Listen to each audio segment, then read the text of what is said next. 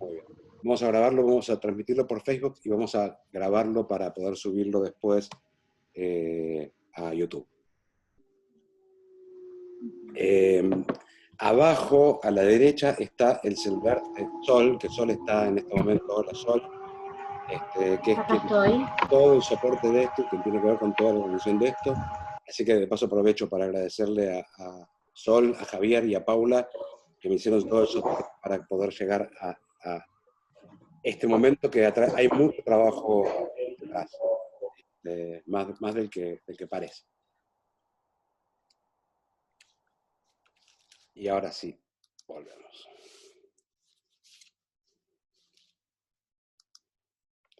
Esto es solamente para decirles que la mayoría de las cosas que vamos a conversar está tomada de trabajos científicos, pero que el contenido mucho tiene derechos de autor. Si bien hay artículos que les podemos pasar después a la gente que le interese por mail, Sol se los puede pasar, y que las conclusiones de los trabajos, algunas están tomadas de los autores y muchas son propias, así que no, digamos, sí las pueden compartir, las pueden estar de acuerdo o no, pero son conclusiones propias que no deberían usarse para tomar decisiones clínicas. Vamos a comenzar viendo este video. Por ahí muchos de ustedes lo vieron ya. Un doctor en Arabia Saudita que tuvo que rechazar el abrazo de su hijo por temor al contagio del coronavirus se ha vuelto viral en las redes. Según se aprecia en un video que circula en el ciberespacio, el médico llegó a su casa de la jornada laboral y el pequeño, que no parece tener más de 3 años, sale corriendo del apartamento a recibirlo con un abrazo. Sin embargo, el padre se distancia y le hace una seña para que no se acerque antes de cubrirse el rostro y empezar a llorar. En el lugar de trabajo del doctor, sus labores y la fecha donde se grabó la escena se desconocen. Pero la información disponible en el video que circula en las redes esta semana indica que el médico estaría tratando a pacientes con COVID-19 en el mencionado país. Especialistas de salud han alertado que todas las personas al llegar a sus casas deben quitarse la ropa y zapatos que pudieran haber estado expuestos al virus, bañarse antes de tener contacto con otros miembros de la familia. Lo anterior es parte de la medida de distanciamiento social en la que tanto insisten las autoridades en el mundo como medida para contener la propagación del virus.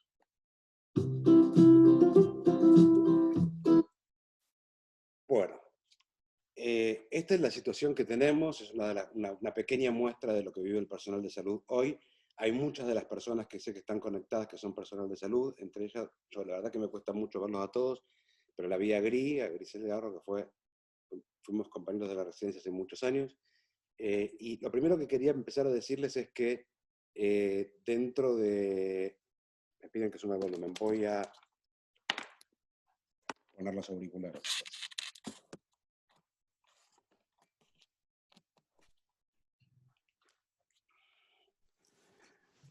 ¿Ahí mejor? A ver, Paula.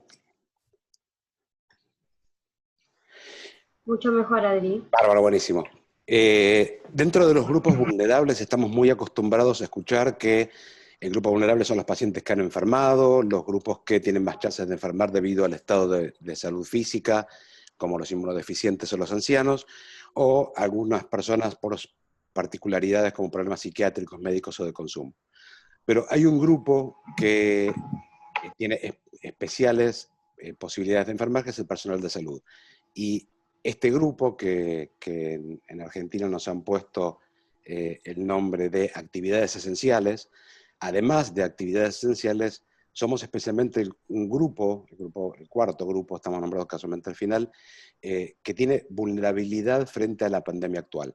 No solo desde el punto de vista físico, es decir, las posibilidades de enfermar, sino desde el punto de vista de la salud mental y del impacto que esto tiene sobre la salud mental de la población que está atendiendo a los pacientes.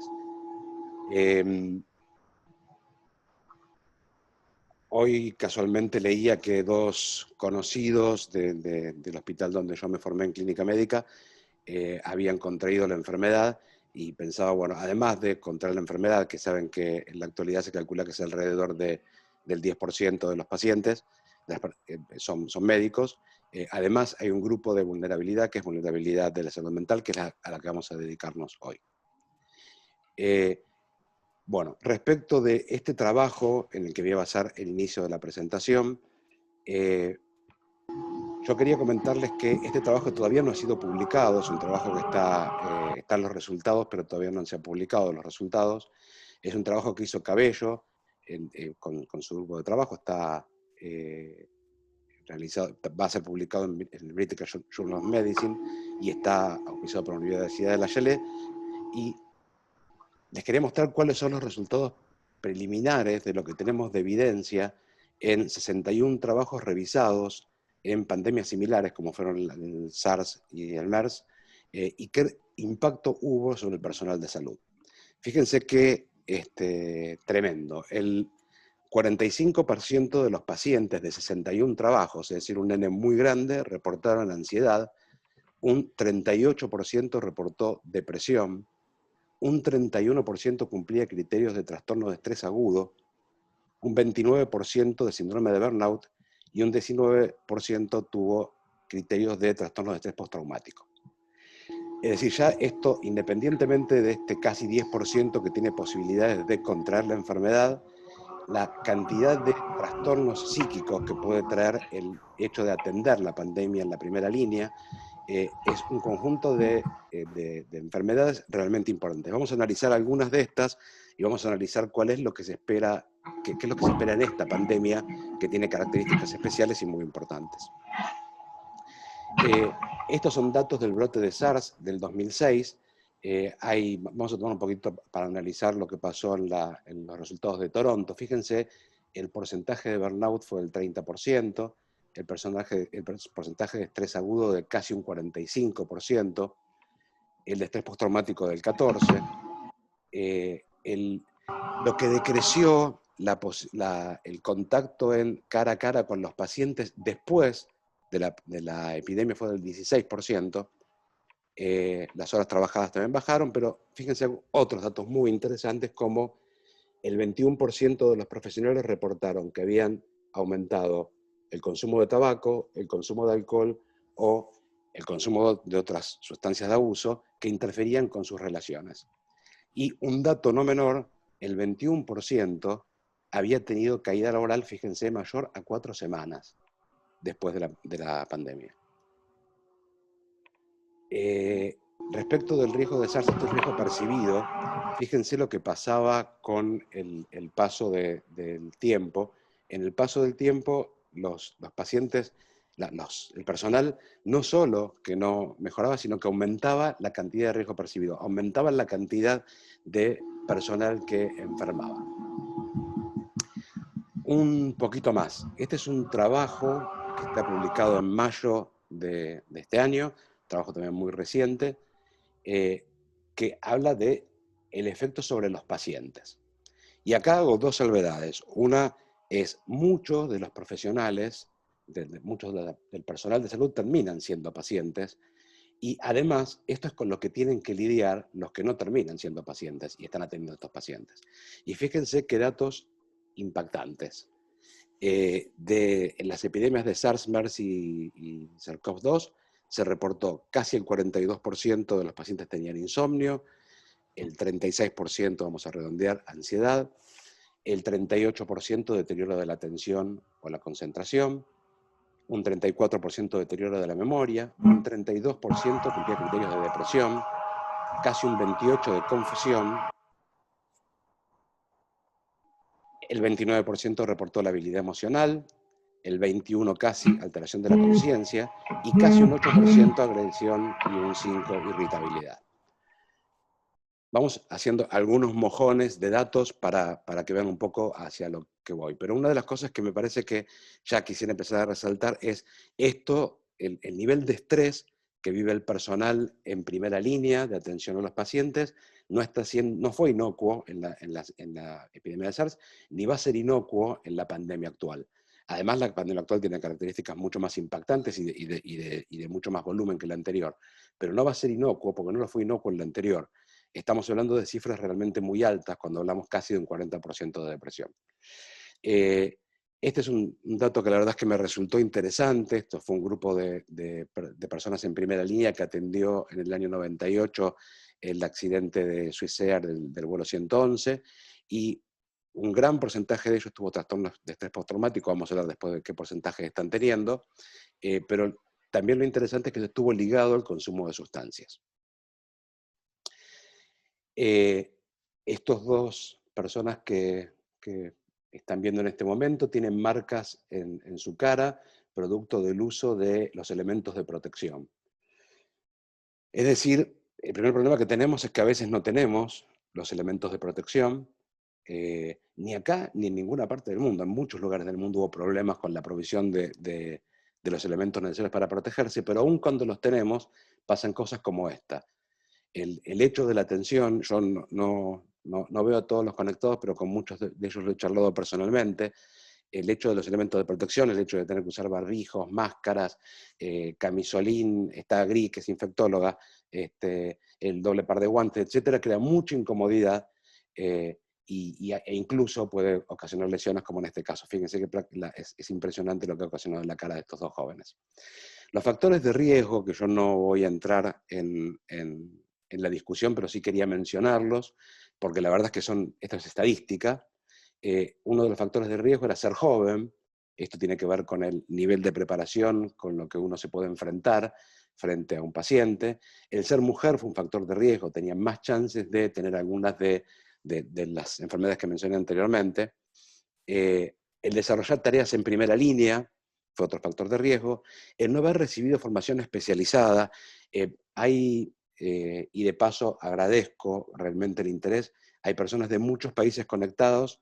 Ayer yo hablé con muchas personas, pero hablaba, por ejemplo, en Chile se está utilizando, todavía en Argentina, la verdad que es poco, pero en Chile se está utilizando personal de otras especialidades para la asistencia en la pandemia, y realmente la falta de formación profesional adecuada para la atención también es un factor de riesgo muy importante, porque uno se siente que no tiene la preparación que necesita para poder hacer frente. Y vamos a ver un poco las consecuencias de esto.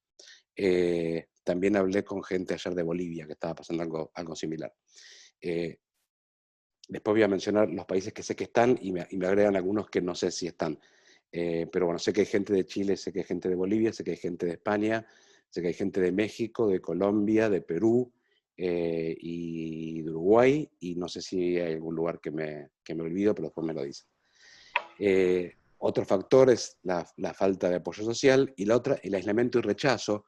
Nosotros acá en Argentina vivimos inicialmente una situación varias situaciones de rechazo en el personal de salud, que los vecinos no querían que entren a los departamentos o les dejaban notas pidiéndole que no nos pusieran en riesgo. El aislamiento y rechazo es otro factor de riesgo. Fíjense la cantidad de factores de riesgo que tenemos.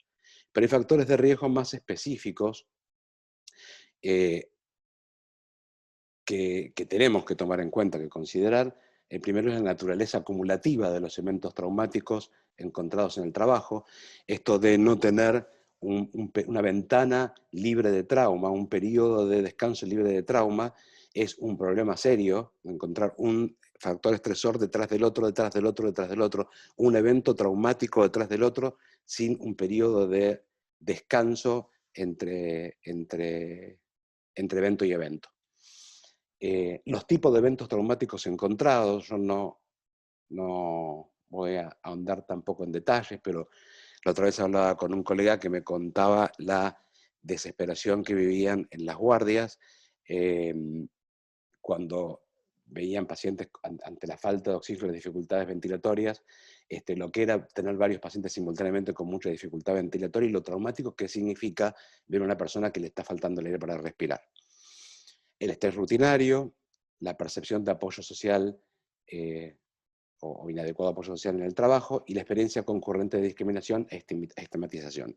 Estas últimas un poco se repiten porque pertenecen a estadísticas y trabajos diferentes.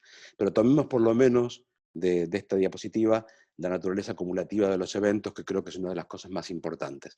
Además, llevamos varios meses como para seguir acumulando eventos traumáticos uno tras los otros sin periodo de descanso. Hay un tema en particular que Greenberg publicó en el British Journal también reciente del 2020. Vean que todos son trabajos y son cosas muy, muy nuevas las que estamos teniendo, son datos muy frescos, muy nuevos que estamos teniendo. Y es que, además de sufrir todo esto, además de sufrir la falta de descanso, además de sufrir la cantidad de medios que hay que usar si es que están disponibles para poder protegerse, y lo que ocasionan estos medios para poder protegerse respecto de las dificultades para moverse y para desplazarse y para hacer maniobras, o que estos elementos además lastiman. Pero además de esto, hay un tipo de estrés que sufre el personal de salud que ellos llaman, que el libro llama el daño moral. Y el daño moral tiene que ver con que están siguiendo decisiones clínicas que a veces el personal que las tiene que aplicar no considera que son éticas o que van de acuerdo a la moral propia. Y sin embargo, en la situación de pandemia tienen que respetarlas y seguirlas así. Esto es, por ejemplo, tener que, como ha pasado en muchos países, todavía nosotros no entramos en esa fase, aunque en el día de ayer creo que fueron 3.600 el número de contagiados. Hay que empezar a elegir a qué paciente se pone en respirador y a qué paciente no se pone en respirador, y esto ocasiona un estrés moral muy alto a la persona que tiene que decidirlo. El segundo elemento que se toma es el poner en riesgo a pacientes o colegas debido a la inexperiencia o indecisión, porque no es el área habitual de su competencia. Otro es el regresar a casa y enterarse de que la decisión que se tomó empeora la salud del paciente, tanto que sea una decisión que se tomó respetando una guía o norma, o siendo una decisión que se tomó debido a la disponibilidad de recursos y que hubo que decidir. Fíjense, imagínense, y yo he trabajado varios años en terapia intensiva, lo que significa decidir con quién uso el respirador y a quién dejo sin respirador. Elegir entre dos pacientes igualmente enfermos a cuál le damos la chance de sobrevida o no, es un factor también de estrés muy importante. Cuando me decidí a hacer esta presentación, hubo dos cosas que me impulsaron a hacerla. Una, y la principal, fue que escuché decir a algunos colegas que el estrés que sufría el personal de salud no era tanto, y que la chance de tener estrés postraumático en realidad no era tan considerable. Y la verdad es que me llamó la atención, un poco por la formación, un poco porque es una de las áreas en las que más estoy involucrado médicamente.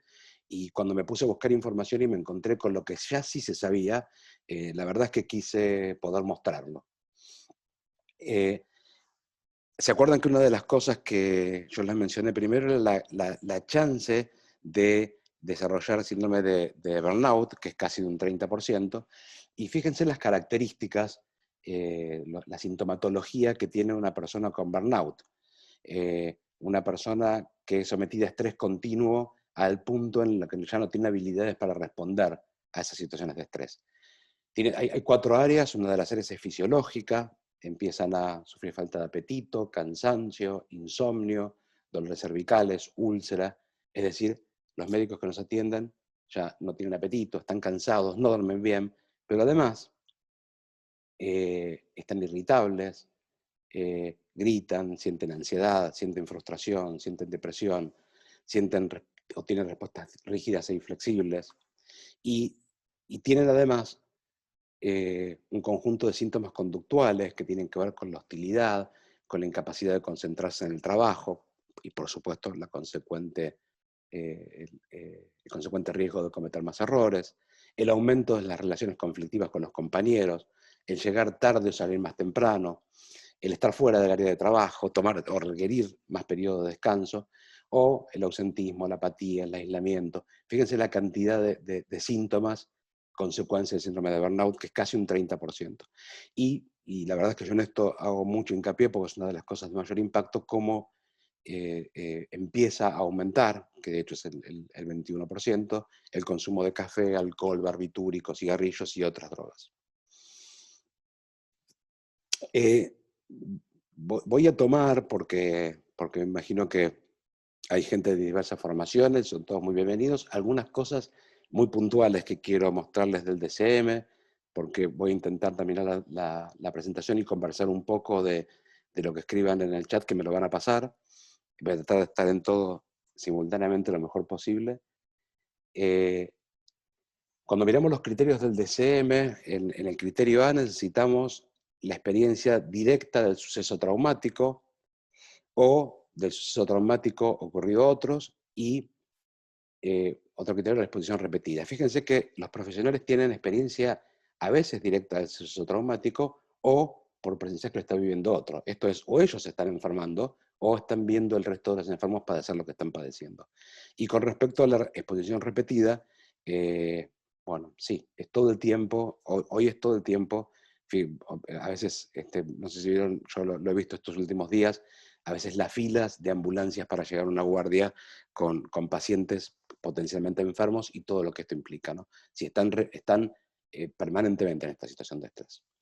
Hay algunos síntomas que yo no me voy a detener porque me parece que hay cosas que son más interesantes, esto está en el DSM y es muy fácil de encontrar, pero los síntomas intrusivos son la característica B del DSM. El 3, los síntomas evitativos, que no me voy a meter ahora porque lo quiero mencionar en otro momento y hacer una salvedad respecto de esto. Y en esto sí me quiero detener un poquitito, y es las alteraciones negativas cognitivas que tiene el personal de salud trabajando en estrés continuo, como estas creencias de, por ejemplo, no puedo confiar en nadie, estoy haciendo todo mal, siento miedo, siento terror, siento vergüenza, no tengo interés por las actividades, y las consecuencias que tiene el vivir con este conjunto de creencias. Y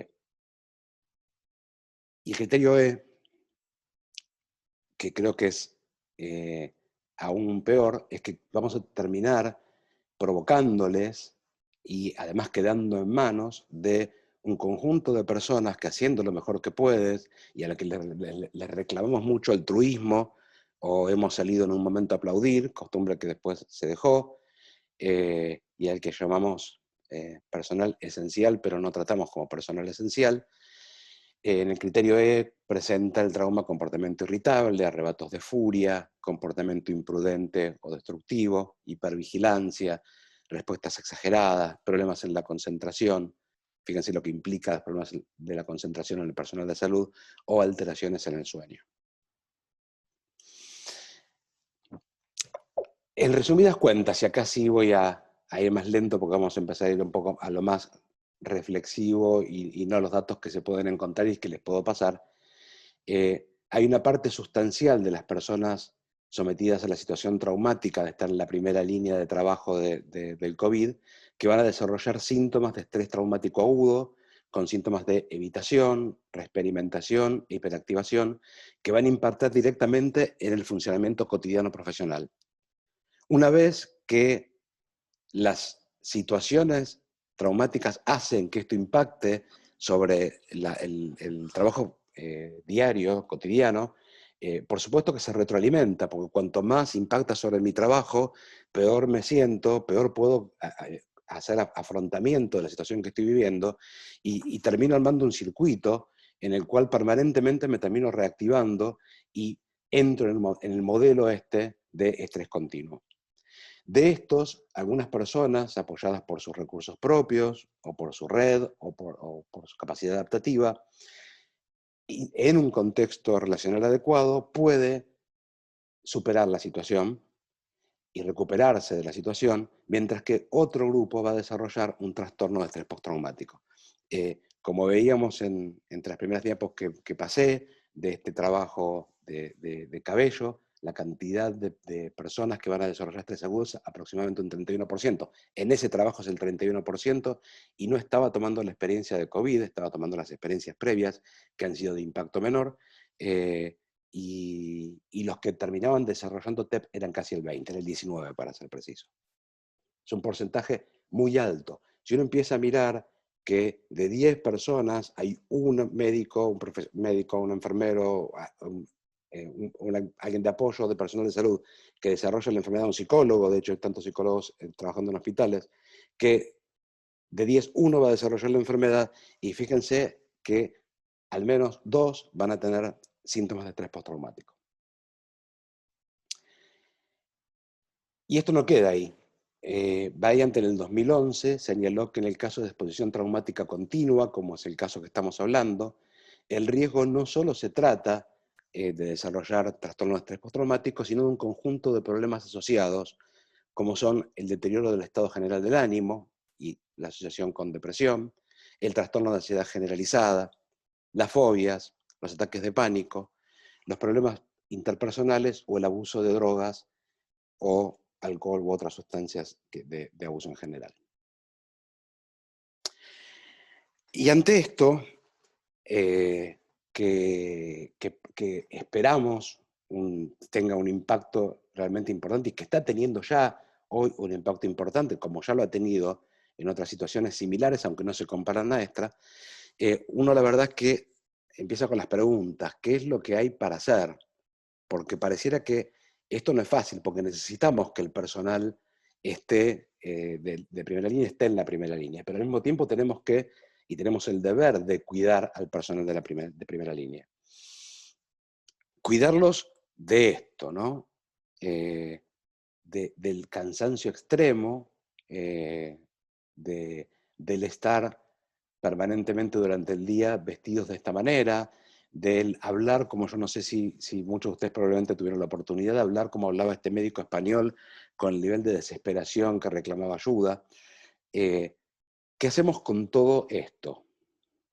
Y la verdad es que uno se llena de preguntas. Yo la otra vez le decía a Martita Villalba, hablando de una situación, es una bolsa de preguntas, y esto creo que es una bolsa de preguntas. Vamos a ver qué respuestas podemos comenzar a encontrar a esto. Una de las cosas que uno también escucha es que, bueno, primero está no van a desarrollar estrés agudo, no van a desarrollar un trastorno de estrés postraumático. De hecho, hay un profesional muy calificado que hace poquito dijo, no, yo realmente no creo que vayan a desarrollar un porcentaje tan alto de profesionales de primera línea un trastorno de estrés postraumático, a pesar de que la evidencia nos dice todo lo contrario. Pero después de eso también dice, y aunque pasara, no hay manera de evitarlo.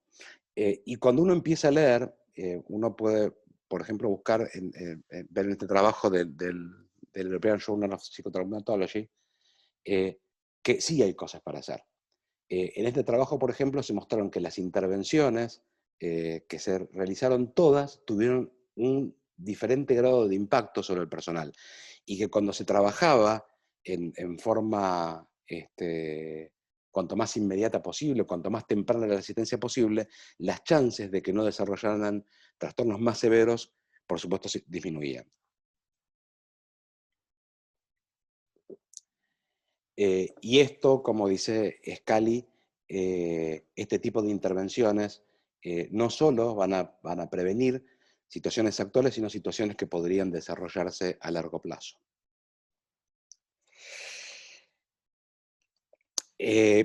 Voy a hacer acá algunas cosas que sí han pasado, y les voy a decir lo que sé de Argentina, después del resto de la gente que está en otros países, si quieren hacernos el aporte, y espero ordenadamente poder transmitirlo todo lo mejor posible.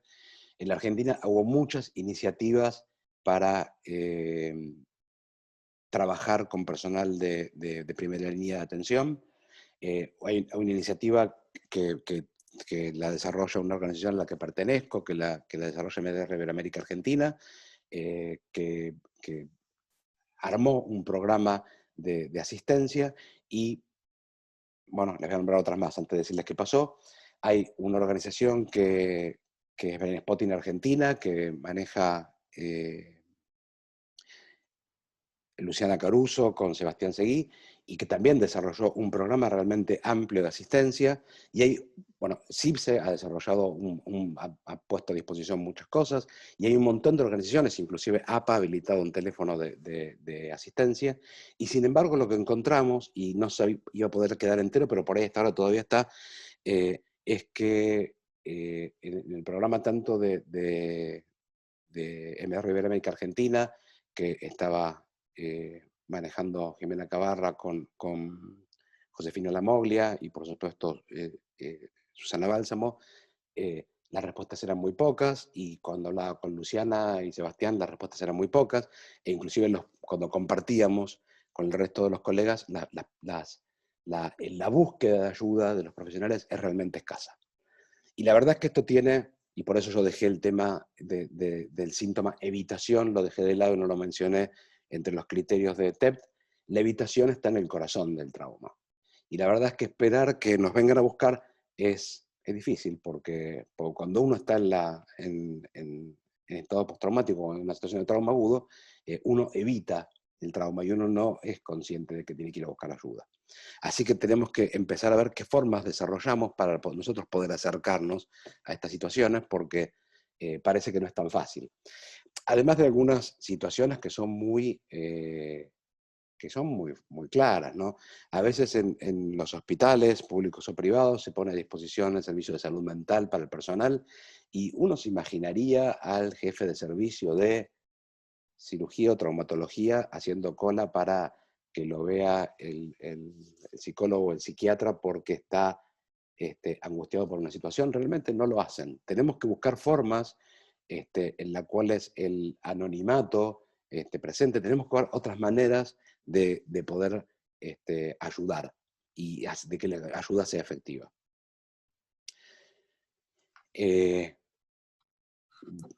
Esto es así. La evitación está en el corazón del problema. Esperen que enmudezco a Adrián. No voy a poder. Sol, vos no la enmudecerías porque yo no puedo por el puntero. Entonces, ¿qué hacemos? ¿Y qué hacemos con todo esto? ¿Qué hacemos con un 31% de estrés agudo, con un 29% de burnout, con un 19% de TEPT, con 21% de aumento de consumo de sustancias? ¿Qué hacemos? Y hay 3 niveles de prevención. Un nivel de prevención es el nivel de prevención primaria, que es tratar de evitar que se desarrolle el trastorno. Un nivel de prevención que es el nivel de prevención secundaria, que es trabajar para que no se agudice el trastorno, tratar de hacer la recuperación lo antes posible. Y un tercer nivel de prevención terciaria, que es cuando ya se desarrolló y tenemos que ofrecer tratamiento. Aguárdeme un segundo que se me complicó. Nayo en el 2019 identificó 3 factores de riesgo de enfermar del personal de la salud y se lo atribuyó a los 3 factores principales. Fueron la falta de comunicación, la falta de entrenamiento y la falta de habilidad en la gestión del malestar psíquico. Estamos llenos, creo, de psicólogos y psiquiatras en el grupo, de los que han entrado hoy a escuchar esta presentación. Y acá tenemos cosas que son nuestras, ¿no? La falta de entrenamiento del personal de asistencia no nos corresponde, pero ayudar en las posibilidades de comunicación o ayudar en las posibilidades de habilidad de gestionar el malestar psíquico sí nos tocan a nosotros. A ver qué es lo que podemos hacer respecto de esto. En prevención primaria, yo no sé si ustedes ven esto, esperen que voy a salir un segundo porque se me...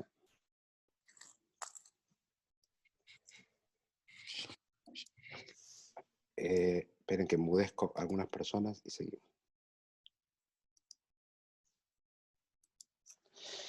En prevención primaria, ¿qué podemos hacer? Vieron que una de las cosas que veíamos es las alteraciones del sueño, el insomnio. Entonces, una de las cosas que podemos hacer es hacer que descansen mejor. Y ya con eso estamos haciendo una acción. Ver cuáles son las maneras en las que podemos ofrecer una mejoría de la calidad del sueño. Hacer recomendaciones respecto de alimentación, ver qué se puede hacer en descanso. Algunas cosas de estas están a nuestro alcance y otras, por supuesto, que no. Pero van a ver que algunas sí están al alcance nuestro. El armado de redes y el armado y el sostenimiento, ¿no? Todos tenemos colegas que están, la mayoría de nosotros tenemos colegas que están trabajando en primera línea, llamarlos, el estar atentos, en ver qué necesitan. Nosotros no podemos entrenar a alguien en intubación orotraqueal o en asistencia, pero sí podemos hacer de red de contención, sí podemos ayudar en la comunicación. No podemos ayudar en armar guías de atención, pero sí podemos no discriminar. No podemos dar elementos de protección adecuados, pero sí podemos colaborar con técnicas de relajación, con ejercicio físico, etc. Todas las medidas que pueden hacer que haya una disminución del grado de estrés del personal de atención primaria. Yo les quería mostrar, y ahora sí vuelvo,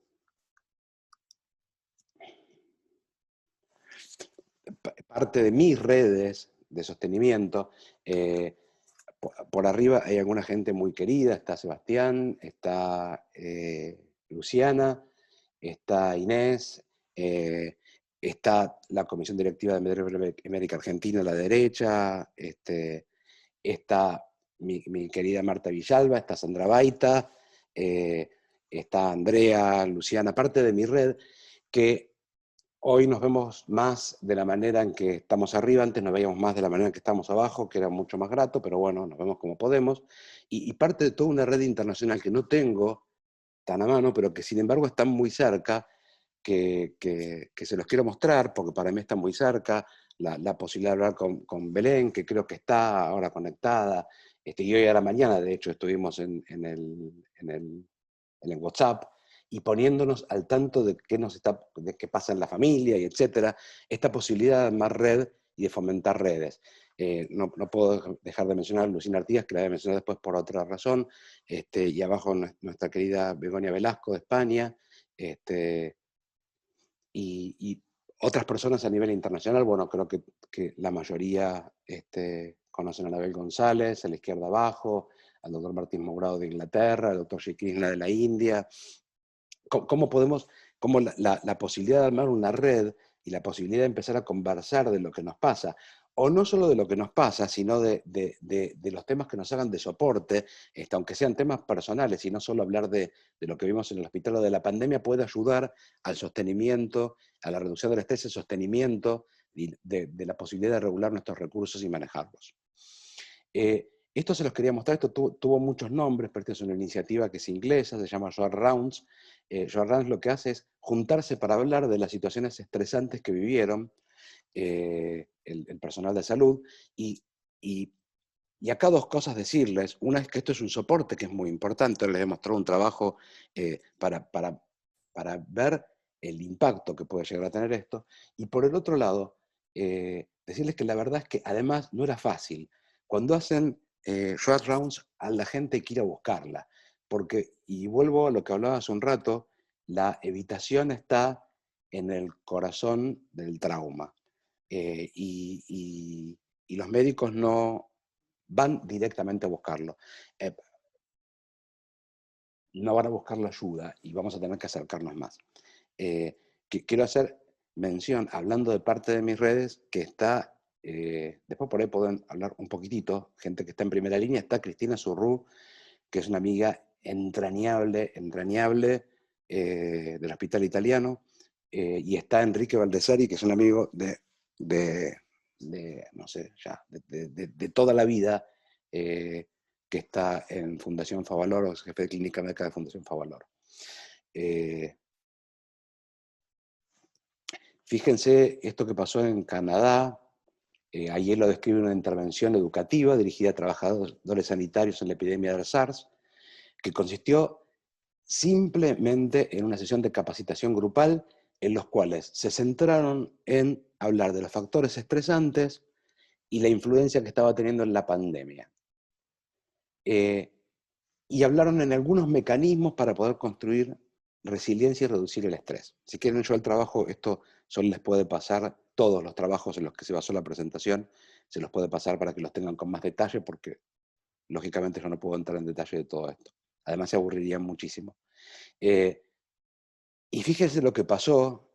Antes de la sesión el 35% sentía no estar, esto por supuesto que era anónimo, no estar preparado para lidiar con la pandemia, y cuando terminó la reunión, que duró 2 horas, y se les ofrecieron algunos elementos para construir resiliencia y reducir el estrés, es decir, no estamos hablando de sentar a psicoanalizar a nadie, el 76% sintió que podía hacer frente a la situación, ¿no? Esto estamos hablando de 2 horas de trabajo. Entonces, cuando nos llenamos de preguntas, como yo le decía a Martita, la bolsa de preguntas, a veces las respuestas son mucho más simples de lo que pensamos.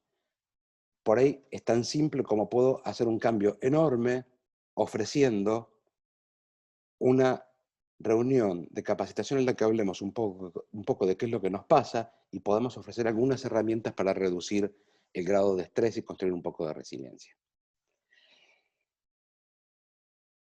Respecto de prevención secundaria, esto también quería decir, parece hoy que estoy en contra de todo, ¿no? Porque estoy en contra de que, digo que no es verdad porque la evidencia lo dice, que nuestro personal de primera línea de asistencia está inmune a las situaciones traumáticas, y digo que va a desarrollar en gran medida trastorno de estrés postraumático con todo lo que esto implica, y que van a desarrollar burnout un porcentaje alto, y que muchos van a consumir más sustancias, y que algunos van a desarrollar depresión, y que va a haber caída en las jornadas laborales, y además de decir eso, digo, y no porque lo diga yo, sino porque lo dice la guía NICE, que las acciones hay que tomarlas cuando hablamos del impacto que tienen. Las acciones psicológicas hay que tomarlas durante el primer mes dentro de cuando ocurrió el evento. No hay que tomarlas cuando termine la pandemia. Vieron, yo en un gráfico que mostraba cómo cuando iban pasando los meses, en realidad la gente no mejoraba, empeoraba. Y esa era gente que no había recibido asistencia. Y cuando uno va a la guía NICE y ve cuáles son las recomendaciones para evitar el desarrollo de estrés postraumático en lo que es intervenciones tempranas, las intervenciones tempranas se toman el primer mes. Es decir, lo tenemos que hacer ahora. En prevención secundaria yo no puedo dejar de mencionar dos personas que son indiscutibles líderes en esto, que además están muy cerca mío espiritualmente, y en ese caso Lucy estaba además espiritualmente y físicamente, que son el doctor Jairero, y mejor conocido como Nacho, como dice él, y Lucy Artigas de México, que han trabajado en muchísimas situaciones de desastres, y que han desarrollado protocolos de estrés agudo, y desarrollado protocolos de estrés continuo. Estos protocolos ya son muy conocidos, están extendidos prácticamente a lo largo de todo el mundo. Me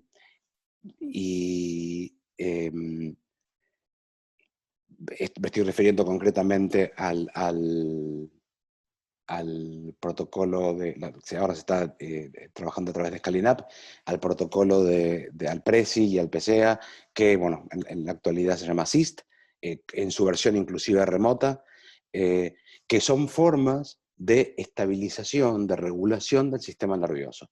Si hay algo importante en la fase, en lo que es prevención secundaria, es poder generar estabilización en el sistema nervioso, es estabilizar el sistema nervioso autónomo.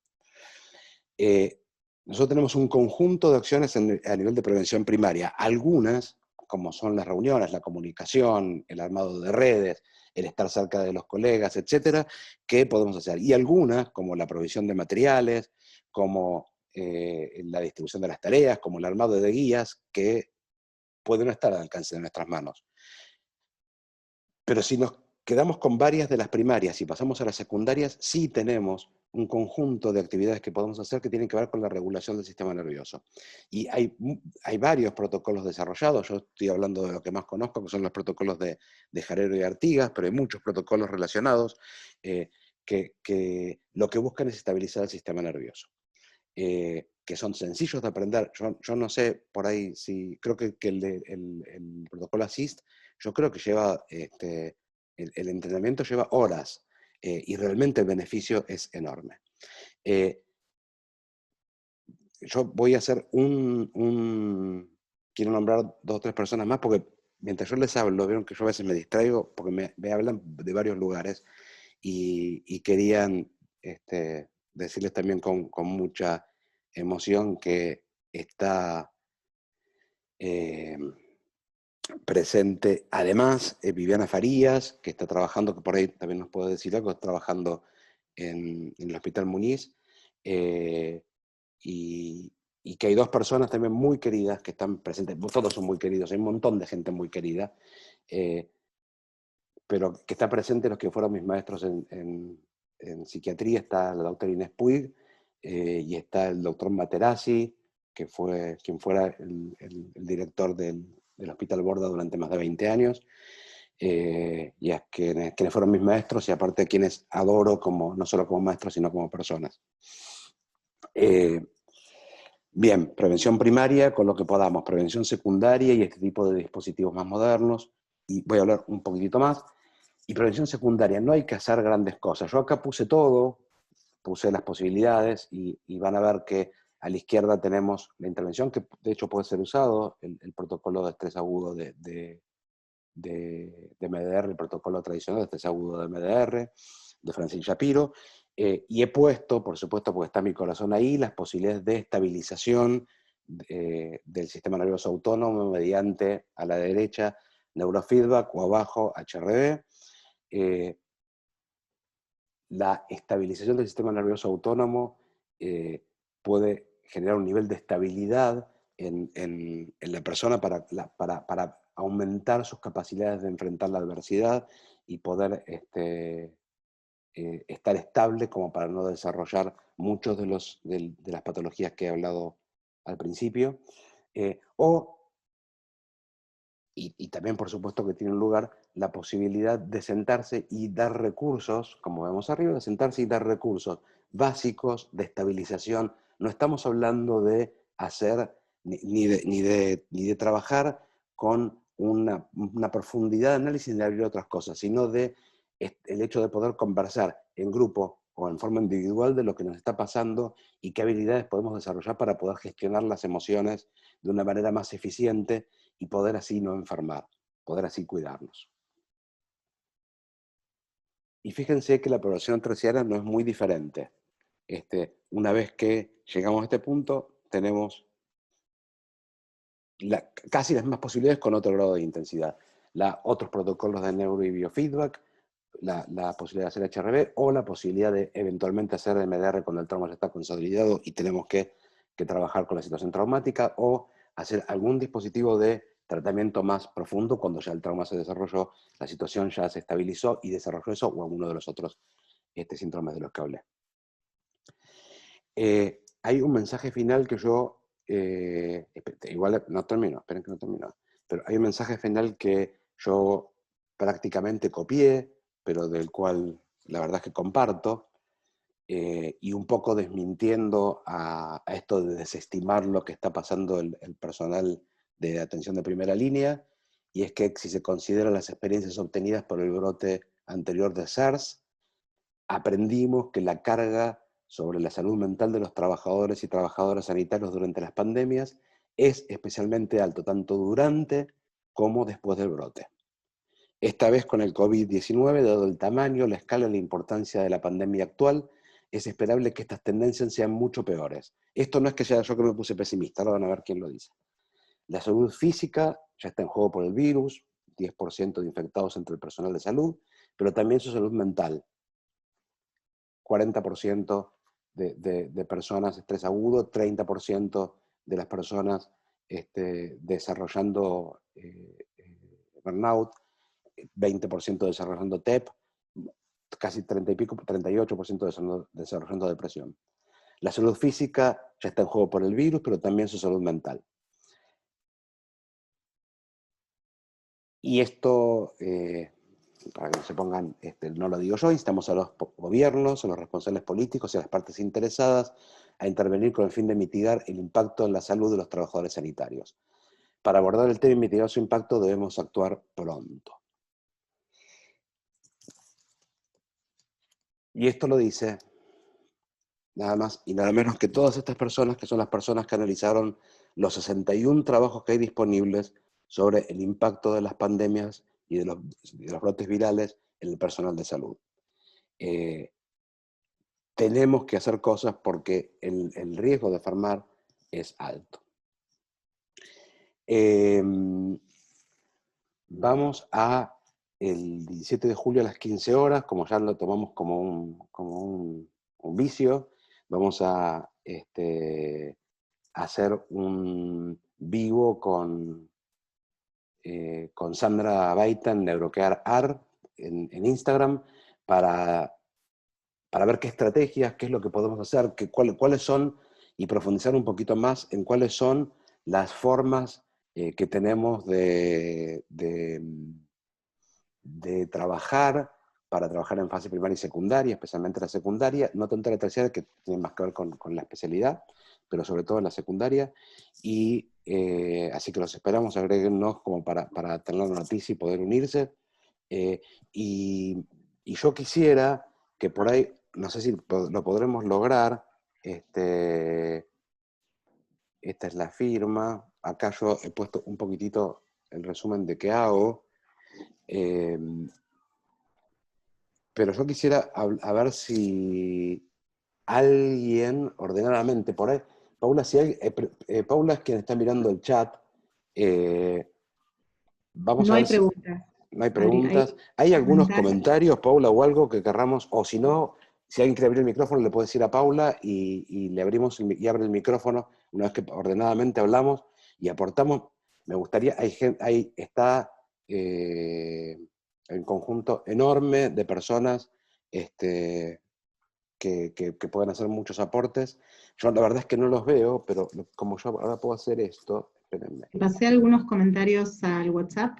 Pero Claudia, yo, Mauricio. ¿no los querés comentar vos o los comento yo? Sí, claro. Claudia cuenta que tiene una asociación de salud mental y también han ofrecido atención y prácticamente no ha habido demanda. Ana dice que junto a Carolina Belaustegui participaron de una red Acompañar de escucha compasiva de más de 100 profesionales y voluntarios en cuidados paliativos y duelo, liderada por Mariana Jacobs.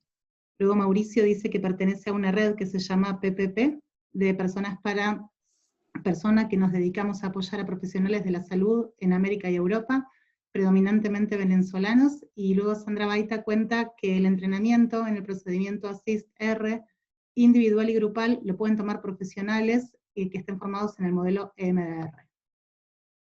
No sé si alguien quiere comentar algo más. ¿El assist solo es para MDR, Sandra?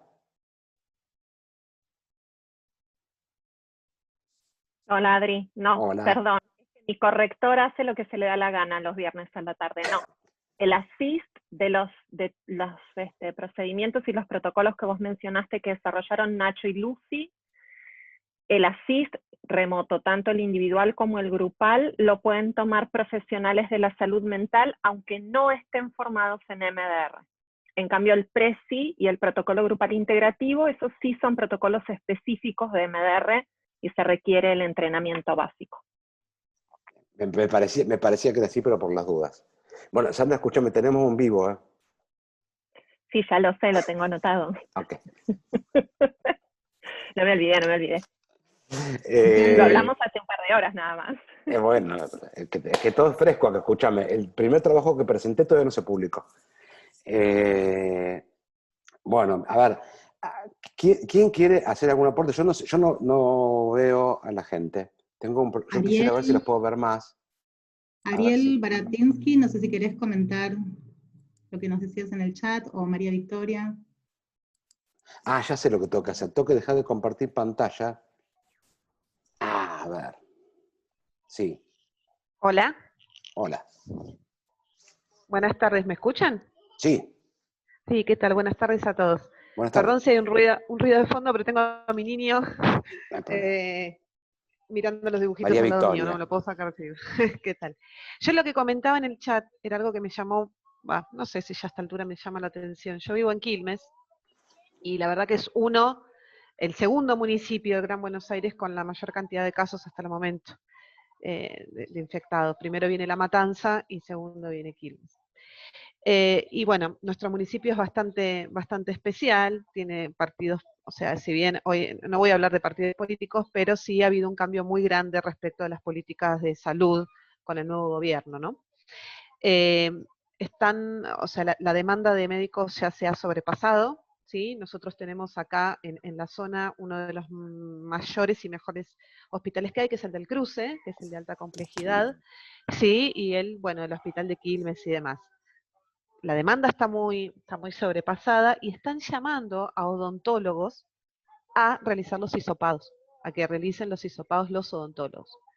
tengo una paciente que es odontóloga, y desde el municipio la llamaron obligadamente a realizar los hisopados. El nivel de estrés de esta chica me llamó, me dijo, necesito hablar, no es mi día, pero yo necesito hablar, estoy entrando, me dice, en un estado de preocupación que no puedo parar, no puedo dormir pensando que me voy a contagiar. Nos dieron un mameluco absolutamente, me decía ella, del mameluco que no, me dice, parece una bolsa de supermercado, no sé cómo voy a hacer, al barrio donde me mandan. Desesperante, sí. Sí, Esto tiene muchas totalmente aristas. desesperante. Tiene todas las aristas esto, María Victoria. Tiene la arista del no sé y tengo que ponerme a hacer algo que no sé hacer. Y tiene todas las aristas que yo mencionaba, ¿no? No sé, tengo más chances de contagiarme, tengo más chances de hacerlo mal, tengo más chances de contagiar a mis compañeros. Toda la lista. Con lo cual el nivel de estrés, uy, ahí está Elisa Frank, ahora los estoy viendo. Arriba está Begoña, para mí arriba está Begoña. Acá está casi toda mi red. Está Susana Bálsamo a la izquierda, está Inés abajo, está casi toda mi red. Ahora la empecé a ver, es como un placer. Es enorme el impacto que tiene tener que ir a hacer algo que uno no sabe hacer. Es sumarle a todo esto, que ya es difícil, es sumarle además el grado de incompetencia. Ahí nosotros podemos hacer, bueno, hasta ahí, ¿no? ¿Sabes lo que me llamó la atención de lo que escuchaba? Obviamente que en ansiedad entra todo el espectro de trastornos, ¿no? Pero yo pienso en el trastorno obsesivo compulsivo también, ¿no? Específicamente, porque lo que veo mucho en los profesionales, en los que están en primera línea, tengo varios pacientes y mis dos primos hermanos son emergentólogos, o sea que imagínate, y tienen bebés también, el nivel de preocupación que ya puede, ¿no? También, digo, en un TOC, entro dentro del espectro de la ansiedad, seguramente, pero digo, como algo a considerar también. A partir de ahí podemos ir, digamos, ni hablar cuando hay, por eso, en realidad ahí está la doble vulnerabilidad, ¿no? También cuando hay algo de base, que la vulnerabilidad es por supuesto más alta. Paula, ¿qué me dice? ¿Qué me decís, Paula? Porque sabes que es mucho para mí esto, ¿vos sabés? Estoy pegando los comentarios donde Claudia comentaba otra técnica muy buena, dice, es ver dibujitos animados, las historias típicas de cuentos. No sé si quiere comentar algo, los voy pegando. Buenas tardes, soy yo. Hola. Claudia, Soy yo. ¿cómo estás? No, lo que les comentaba, que esto que yo tengo una asociación de salud mental y que también ofrecimos, bueno, obviamente desde el principio, desde el 20 de marzo, y que no hay demanda, No. que a muchos, yo veía que a muchos les llama la atención esto, pero es bastante normal porque les contaba que... La evitación está en el corazón del trauma. Bueno, en mi experiencia, yo hace 20 años que trabajo en prevención laboral de temas de adicciones, HIV y violencia. Nosotros tuvimos como distintas herramientas, distintos estilos de trabajo, y uno era armar centros de prevención en cada uno de los organismos para que el que tuviese esa problemática se acercara. Obviamente no iba nadie. Entonces lo que uno aprendió es que el centro de atención o de respuesta o de consulta tiene que estar por fuera del espacio laboral, porque mucha gente no quiere que se los vea, claro, que son sufrientes, que son padecientes y que tienen tal vez este tipo de problemáticas. Con lo cual lo que yo les comentaba es, hay que armar herramientas, difundirlas y hacerles saber que uno está. Sí, Claudia, mira, te digo dos cosas que me hiciste acordar que son muy interesantes. En Alemania, donde las cosas se hicieron bastante bien, por no decir muy bien, pasaron dos cosas. Una es que no hacían historia clínica. Claro. Entonces uno podía consultar y no quedaba registro de lo que uno consultaba, que para los profesionales era muy importante. Y segundo, habían implementado una metodología que se llamaba café con colega, que se iban a tomar el café con el psicólogo o con el psiquiatra, y era un café en un bar. Y ahí es donde conversaban de lo que les pasaba. En donde no era una etiqueta ya de lo que vos tenés es, sino ir a conversar lo que me pasaba y llevarlo a un lugar en donde fuera mucho más aceptable porque además, ¿sabes qué? Yo te digo, yo leí una cosa ayer y creo que está, ahora quiero repasar un poquitito por alguna gente que quisiera no dejar de mencionar porque los quiero mucho. Acá ahora justo te me quedaste enfrente, a mi Gaby Álvarez. Mira, una cosa que yo no quisiera dejar de mencionar es que tenemos que ir hacia nosotros poder acercarnos del anonimato, acercarnos del respetarlo y no estigmatizarlo como vamos a ponerte una etiqueta y armarte una historia y vamos a darte un fármaco. La cosa pasa por otro lado. El acercamiento yo creo que pasa por otro lado. Porque si no, Coincido plenamente. Pero en esto que vos decías, en algunas herramientas que se pueden trabajar para brindar, yo lo que mencionaba es que algo muy sencillo y que a veces sirve porque uno puede compartir ese espacio con algún hijo o algún sobrino, es mirar dibujitos animados, las típicas historias viejas, que reacomodan mucho los esquemas arquetípicos, ¿no? Digo que a veces cuando uno está con mucho estrés, o con algún proceso de burnout, como que se te desacomoda todo, como que no sabes ya muy bien dónde está el bien, el mal, qué es correcto, incorrecto, y eso es una técnica muy sencilla, muy simple, que relaja, distrae y ayuda mucho a reacomodar eso. todo Bueno, lo que estabilice el sistema nervioso autónomo, ¿no? Fundamentalmente. Todo lo que estabilice el sistema nervioso autónomo. bueno, muchas gracias por el espacio y No, al hermosa la... contrario. Y ojalá podamos armar más cosas. Lo veo a Miguel Potenzón y a Edgardo Arena, a ver a quién más va a hablar, pero a Inés Puig con el doctor Materazzi.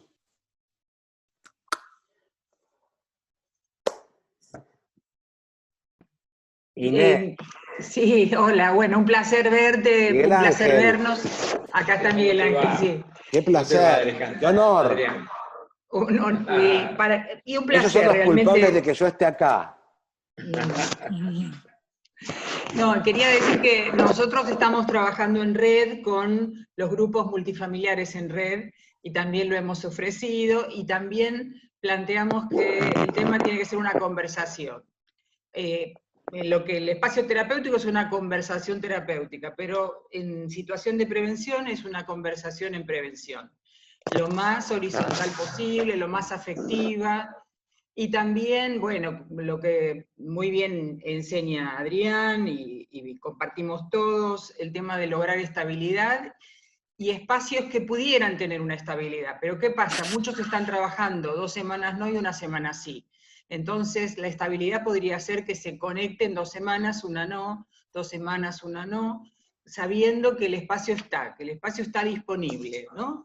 Y todas las redes que ya están funcionando, me parece que tenemos que ir hacia ese lado, lo de mostrar que estamos disponibles. Y por supuesto, actuar rápido, porque si no, ya vimos en el 2001-2002 la cantidad de empleados bancarios y maestros que tuvieron burnout fue impresionante, y las bajas laborales fueron terribles también. Entonces apurémonos a trabajar y apurémonos a ofrecer. Eso quería decir. Un abrazo para todos. No, muchas gracias, Inés. Adri, hay una consulta general acerca de dónde tomar el entrenamiento en el ASIST. No sé si lo querés comentar ahora. Le podemos, lo busco, mientras tanto, yo ya lo busco y les paso... Perdón, Adri. Tengo una secretaria de lujo. Adelante, adelante. Ahí lo anoté en el chat para todos, la No, dirección, la página web de scalingupmdr.com. Van a la parte a la pestañita de menú, cliquean ahí y ahí tienen que buscar en trainings. Se abre, se despliega el menú de trainings. Tienen que seguir hacia abajo porque la mayoría de los trainings que se dictan a través de Scaling Up son de MDR, y van a llegar hasta donde están los entrenamientos en el ASIST remoto, individual y grupal. Está en inglés y está en español.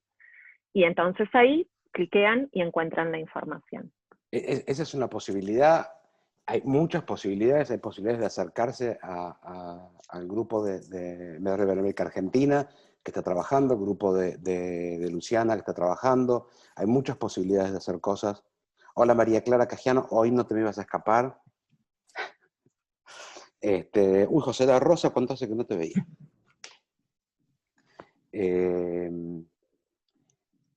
Uy, Victoria Sánchez, bueno. Vicky, ¿cómo estás? Un placer escucharte, Adrián. Igualmente verte. Se me fue alguna de la gente que está en primera línea de atención, como Grisel Garro, que estaba, porque hay gente que entraba y después se tenía que ir. Enrique Valdesari no está, ¿no? Adrián, ¿me ves? No, pero ya te voy a ubicar porque igual te conozco tanto, Enrique, mira, si no te veo, te imagino. Escúchame, estoy levantando la mano hace rato y bueno, decidí interrumpirte. Es que tengo muchas pantallas, pero vos podés interrumpirme cuando quieras, yo tengo muchas pantallas. Bueno, vos hacés lo que quieras. Bueno, gracias Adrián, un placer verte y estar con vos. Como vos dijiste, amigos ya no sé desde cuándo, desde la prehistoria. Ahí te vi, desde antes de haber nacido.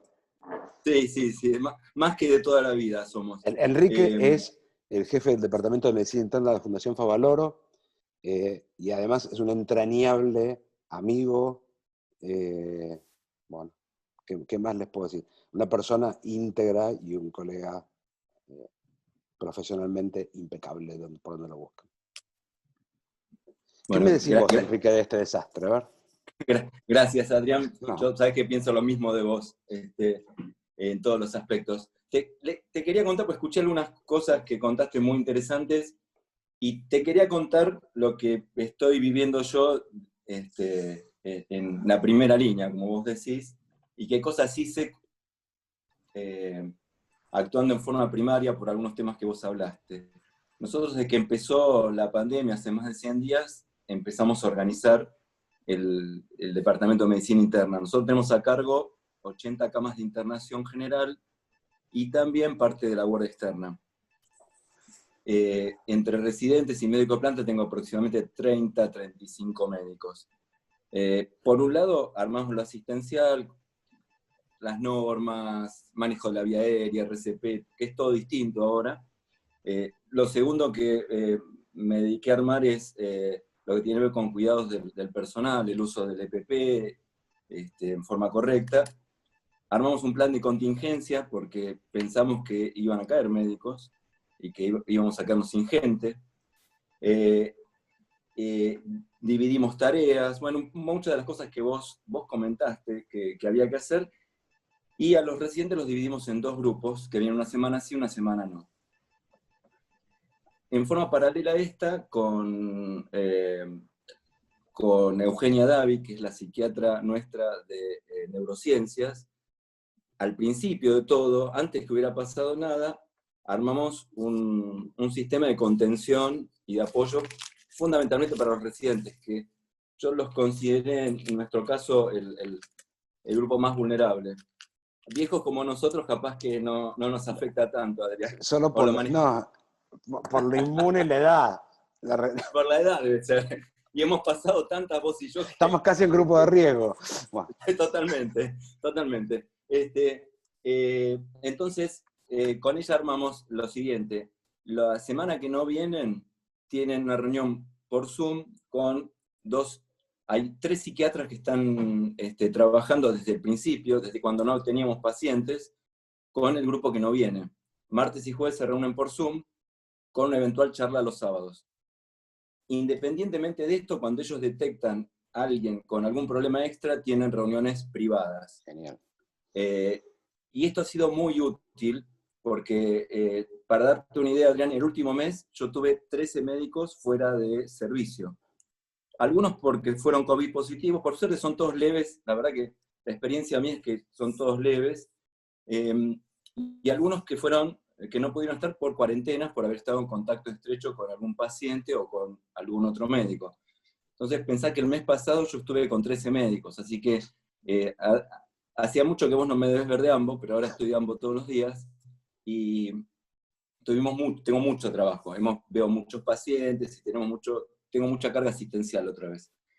Pero a todo esto lo que quería contar es el apoyo que nos ha dado el armar un grupo de contención.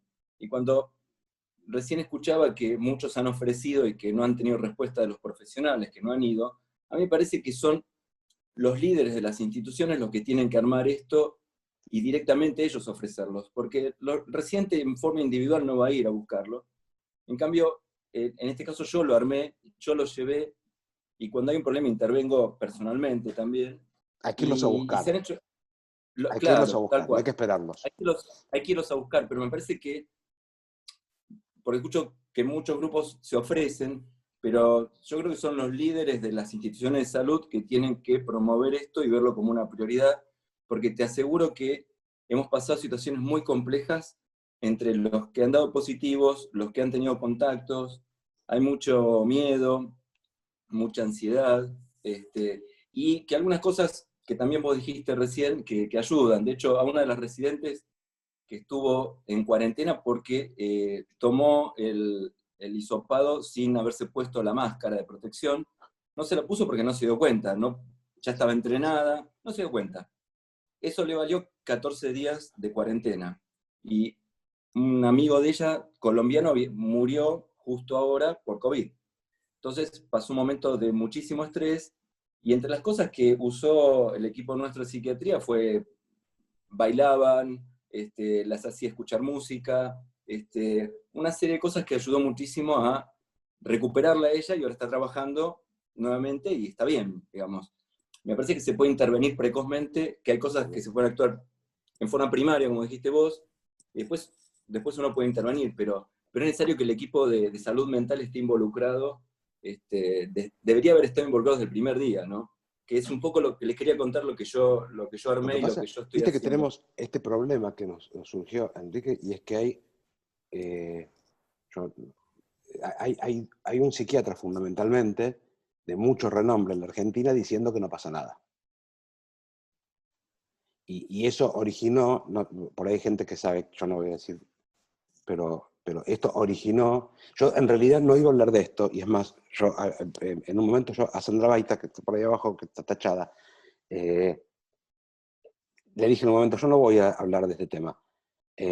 Y me puse, viste que después cambié de idea y dije, voy a terminar hablando de este tema, o estuvo todo este tema del laboratorio en el medio, y me decidí hablar de este tema cuando escuché decirlo que no pasaba nada. Porque yo dije, pero yo estoy tan desubicado, dije, voy a buscar evidencia realmente si no pasa nada, porque casi como que todo lo que aprendí parece que está todo mal. Si no pasa nada, cuando alguien está sometido a estrés continuo y en forma permanente, en situaciones tan graves, más todo lo que pasa que yo pasé al principio, ¿no? Más que además tienen el miedo de contagiar a sus hijos, y no pasa nada. Y yo creo que eso también lleva a un error muy grande, y nos arman dispositivos. Totalmente. Una pregunta. ¿Puedo decir? Sí. ¿Puedo hacer una pregunta? Sí, para que termine Enrique y ya te dejo, y le digo paso su rúa a Cristina.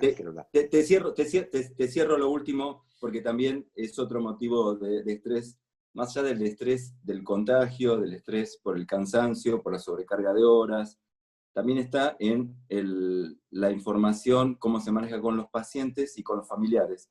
Estamos en una situación en la cual, aún internados, los llamamos por teléfono a los pacientes. Por supuesto que se los ve, pero mucho menos que antes. Los familiares no tenemos contacto. Y te cuento un caso, y termino con esto, para qué nos sirvió también tener un equipo de salud mental que nos apoye. Teníamos una paciente que entró con neumonía por COVID, bastante grave, estuvo siempre en piso, pero estuvo bastante mal, pero tenía sus 3 hermanas con COVID y la madre también. La madre ventilada, y el marido era el único que no había estado enfermo. La madre se murió mientras ella estuvo internada. Para nosotros era muy complicado transmitir estas noticias. Digamos, la transmisión de las malas noticias también me parece que en este contexto es un tema delicadísimo. Tengo una clase, ¿no, Inés? Tengo una clase divina de esto. Bueno, eso, te digo, eso nos ayudó, justamente, habló con la que intercedió en todo esto fue nuestra psiquiatra, que nos sacó a todo el grupo de asistencia primaria un peso enorme encima, porque aparte de estar más involucrados emocionalmente, obviamente, era muy difícil transmitirle por teléfono, por WhatsApp, a la mujer que se le había muerto la madre. También acompañarlos, ¿no? Acompañar al equipo y ser parte del equipo. Los que se supone que sabemos un poquito más de gestión de emociones y en cómo hacer esto. Es que me parece que es clave. Bueno, eso solo y muchísimas gracias, Enrique, por el aporte. Tengo, antes o después de Cristina, porque la tengo a Cristina Zurro hace un rato con la mano levantada. ¿Puede ser después? Asiancio. Cris, ¿dónde está? Cristina. Acá. Hola, ¿Cómo te Cris, va? a ver si te ubico. Y me vas a Ahí te ubicar porque ubico. estoy con barbijo, estoy trabajando, de Bueno, hecho. bien. Estoy No te dejes como marcas, por favor, en la cara, Cristina. como Valdeserri. No, ahora estoy con el de protección común. No, digamos, a nosotros cuando esto empezó de a poco. Nosotros ahora tenemos, entrando a nuestro pico, más de 160 pacientes internados en todos distintos sectores del hospital que son COVID positivo. Y esto se estableció muy rápido.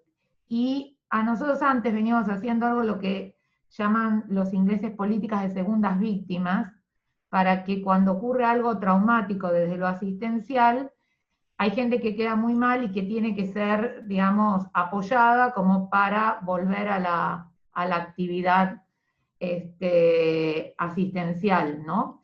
Entonces siempre había un grupo de psicólogos que estaban detrás de esa situación, ¿no? Pero lo que nos pasó un poco es lo que comentaban acá, que la gente no pide ayuda, o sea, inicialmente. Entonces quizá una de las cosas que a nosotros nos sirvió es, los residentes se creen Superman y son de los que primero sufren, porque están con una experiencia que recién están viviendo, están en un periodo de formación, también tenemos una política rotacional, sobre todo los residentes, pero también es importante que en todos los servicios se bajó que los staff o los coordinadores estén permanentemente. Nosotros venimos rotativamente toda la semana como para hacer un apoyo, como para ayudarle a resolver las cosas más rápido, y como para también reforzarles todo lo que es la medida de cuidado personal. Que a veces cuando alguien está con muchos pacientes circulando, puede a veces, en función de ir más rápido, no tomar la protección que corresponde. Y una cosa que es quizá lo más traumático que tenga esta patología es que cuando al paciente se lo diagnostica con COVID, se lo aísla de la familia, esté tanto en una habitación común como en una unidad de cuidados críticos.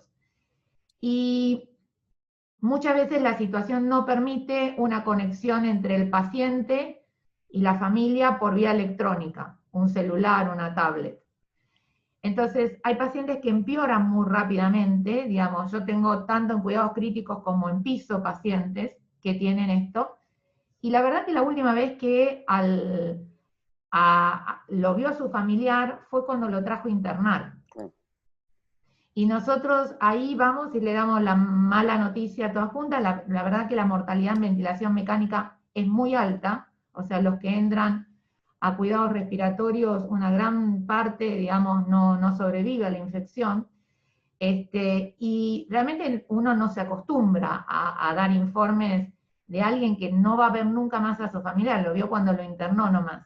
Entonces también eso que yo escuchaba recién de dar malas noticias, quizá para la gente en formación es muy duro hacer esto. O sea, ahí tiene que estar uno un poco más viejo, con más canas, tratando de manejar la situación emocional de todo el grupo y de la familia también, ¿no? Porque eso llevan días que ni siquiera lo ven. Claro, ni siquiera lo ven. Pero sí me parece importante todo lo que es el entrenamiento, la protección. Y si uno ve a alguien que trabaja con miedo, o porque tiene chicos, o porque no quiere llevar, quizás es mejor separarlo. Sí. Porque es someterlo a un estrés inútil y aparte queda más predispuesto al error. Sí, sin dudas. Gracias. Cris es como mi hermana, más o menos, no es mi hermana. Mi hermana está, pero es como si fuera mi hermana, pero no es mi hermana. También, desde que éramos chiquitos y compartíamos la habitación en La Guardia, hace muchos años. Hace varios años. Acá tengo no saquemos cuenta, por favor. No saquemos cuenta porque hola, Edgardo Arenas, que hace bastante que no lo veo. Y tengo arriba a alguien que yo no conozco, o por ahí sí, pero no me equivoco, sí. Que dice Asiancio, que me pidió hablar hace un rato. ¿Te escucha? Sí, soy médico. ¿Cómo estás? Mucho gusto. Bien. ¿Tu Primero nombre quiero es? saludarlo. Alejandro Ciancio. Alejandro.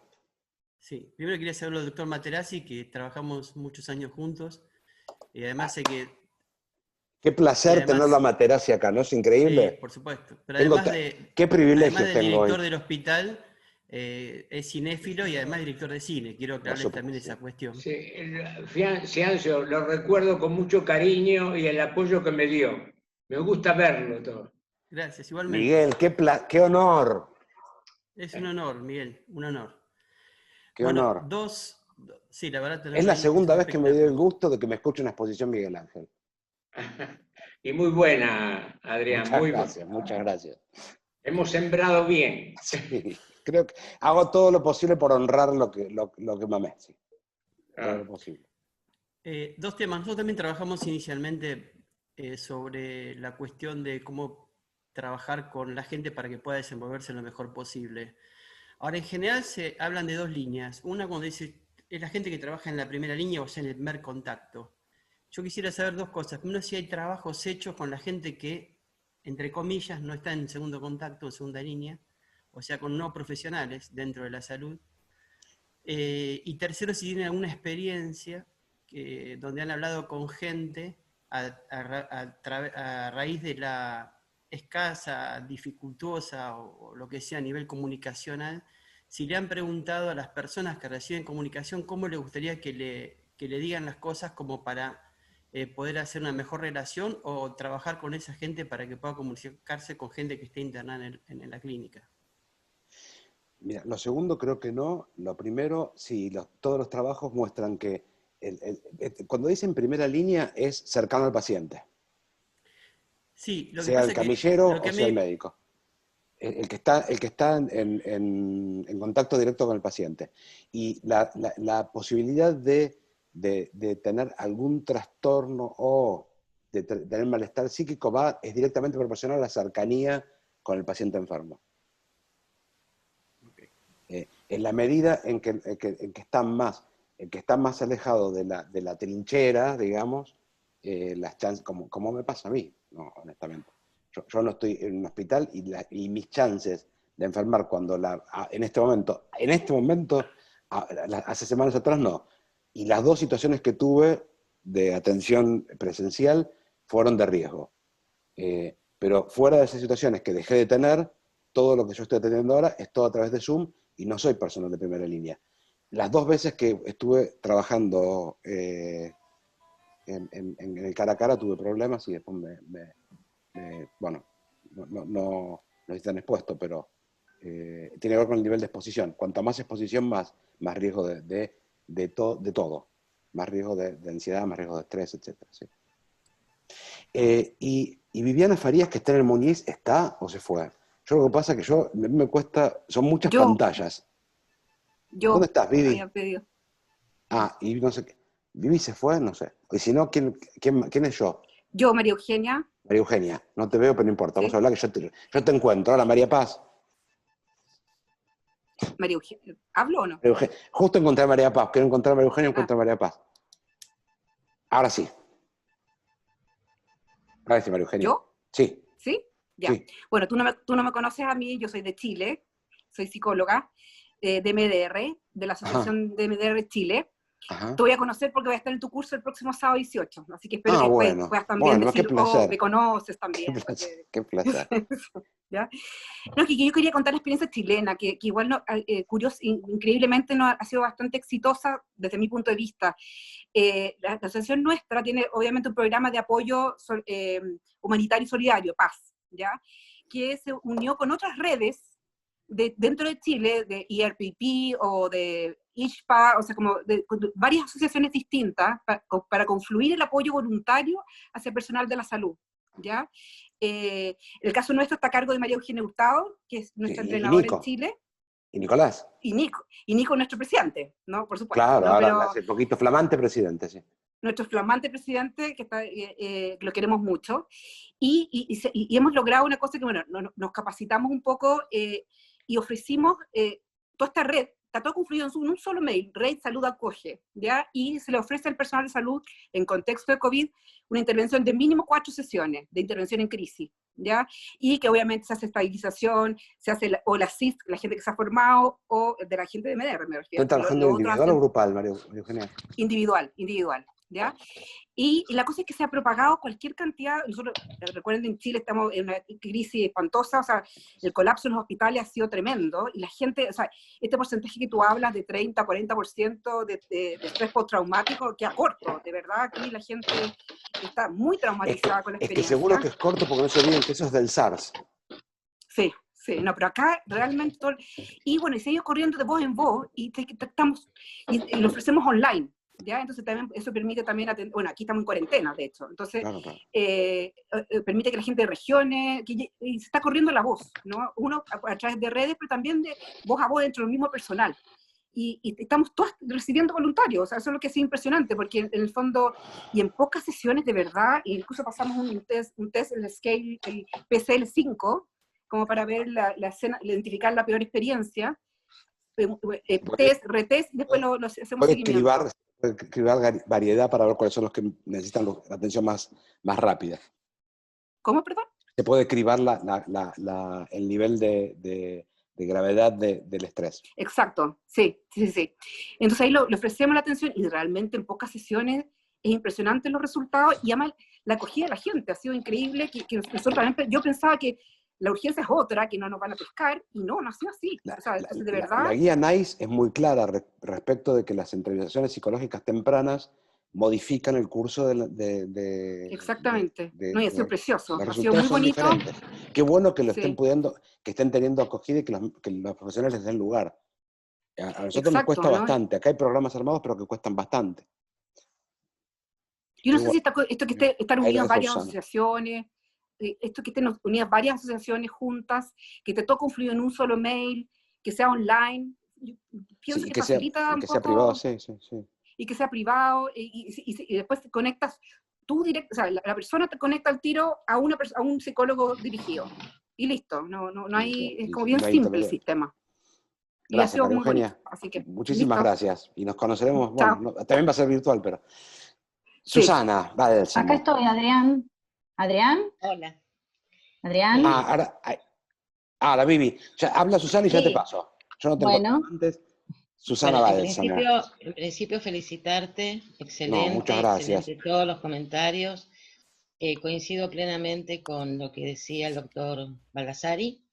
Y desde el programa que desde MDR Argentina implementamos, desde el programa solidario, me ha pasado personalmente de haber contactado a los dirigentes o a los directores de lugares de salud para ofrecer nuestros servicios, y no fueron tomados en cuenta. Esto de salir a buscar, ¿no? Nosotros hemos salido a buscar, y creo que también tiene que ver, y esto sería para otra charla, con el valor que tiene la salud mental dentro de la pandemia o dentro de situaciones de crisis de este tipo. ¿Cómo se valora, cómo no se valora?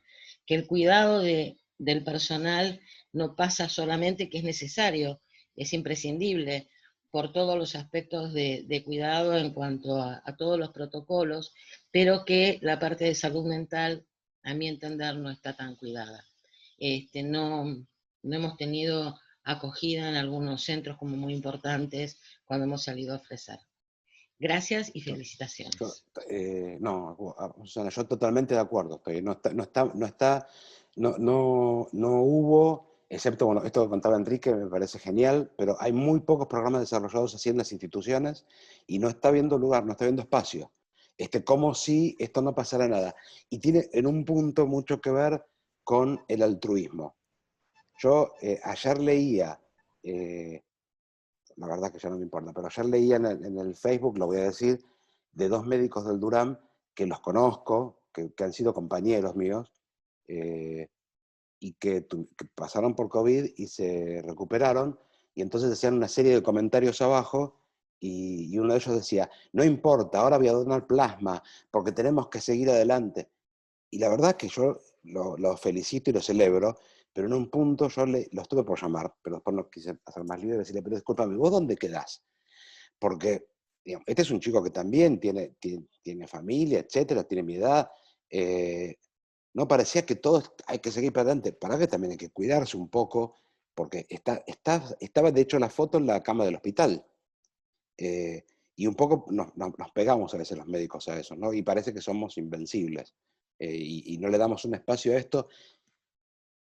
Que yo además despunté, y no quise abrirlo a propósito para los que quieren hacer vivos conmigo, yo despunté, pero no me metí en cuáles son las consecuencias que después esto trae a otros niveles. Porque si uno tiene TEP o tiene burnout, ¿qué es lo que pasa con el sistema inmune después? ¿Da igual? ¿No pasa nada? ¿No hay ninguna consecuencia inmunológica de esto? Viviana Farías arriba, un placer, Vivi. ¿Estás en tu caso o estás en Muñiz? Tenés cerrado el micrófono. Vivi Farías, que también la conozco desde... Ahí está, ahora sí. Bueno, éramos los dos Ahora residentes, Viviana farmacéutica, éramos residentes en aquel entonces. Yo te hacía letra Muchos clara en las años. invitaciones, ¿verdad? Sí, Cuando muchos yo tenía años. letra clara. Vivi, Sí. ¿qué nos contás desde el Muñiz? Bueno, Gracias yo por te estar. puedo contar. No, gracias a vos por invitarme, gracias por la presentación que diste, y me parece fundamental que se abra espacio a lo que es el tema de la salud mental, porque siempre estamos poniendo en lo que es evidente, en el virus, en la bacteria, en la tensión alta, y nos olvidamos de un componente fundamental como es el estado de salud mental de los trabajadores de la salud. Bueno, para los que no me conocen, yo trabajo en el Hospital Muñiz, que es un hospital de Buenos Aires dedicado a todo lo que es enfermedades infecciosas. Nosotros en los primeros momentos, como todo, se habló mucho acá también de lo que es la información. Cuando uno está informado, la ansiedad baja y como que estamos todos más tranquilos. Bueno, cuando esto nos llegó, que nos llegó así como un baldazo de agua, yo desde el servicio de farmacia puedo decir que vivimos mucha presión de parte, no tanto de los médicos, pero sobre todo el sector de enfermería, porque quiero el alcohol ya, quiero esto ya, quiero ya, y quiero 25 y 50 y 100, esto sin mensurar realmente lo que se necesitaba, ¿no? Pedían todo a cantidad, y si no me lo dabas, me voy a enfermar por tu culpa, o sea, un gran nivel de ansiedad que se traducía en mucha violencia entre compañeros.